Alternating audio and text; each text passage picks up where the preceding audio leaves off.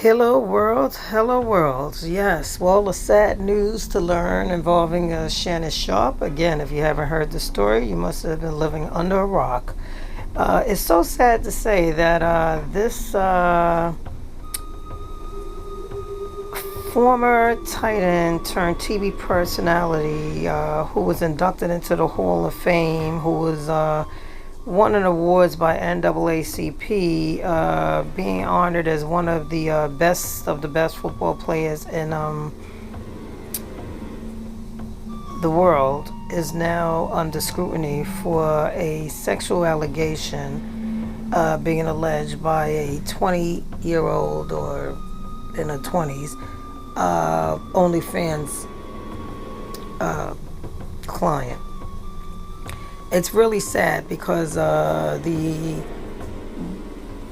Shannon Sharpe that I've always heard about seemed to have been of a family man.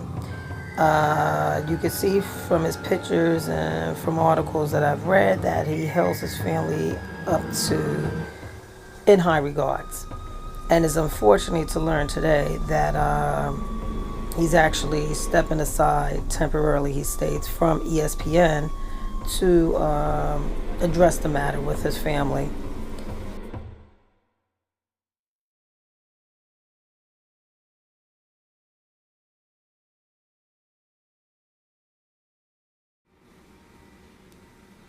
Everybody started coming on because they had Rolexes, they had Versace, they had Ferraris, and I wanted that. And I felt that was, I had made it.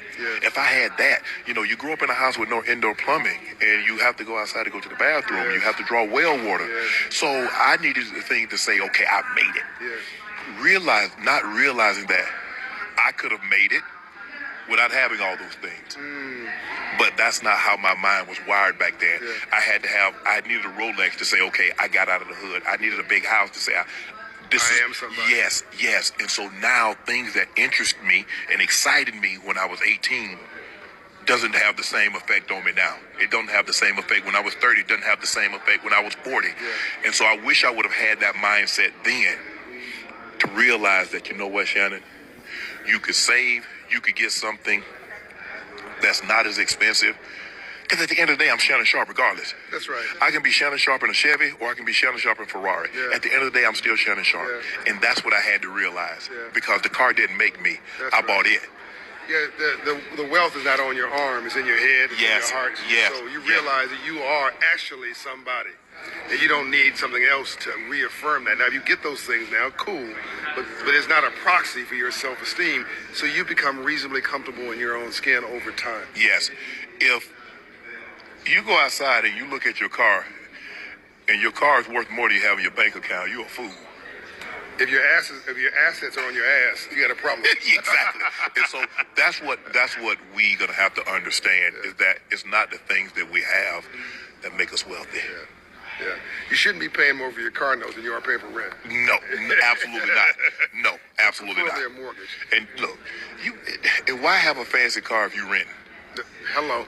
That's a lot of time. People have these nice cars, and you pulling up to an apartment complex. Really, bro? Rolex. No, Range Rover, and no range. It ain't roving nowhere. You parking it outside. You ain't got a garage to park it in. So home ownership. You live and learn. So I wish I had learned these things a lot sooner in life. Well, we're honored to have you here and have you with us. Thanks for making this issue sexy and appealing and reachable for most people. Financial literacy is a civil rights issue of this generation. I'm honored to be here. Honored to have you. Thank you.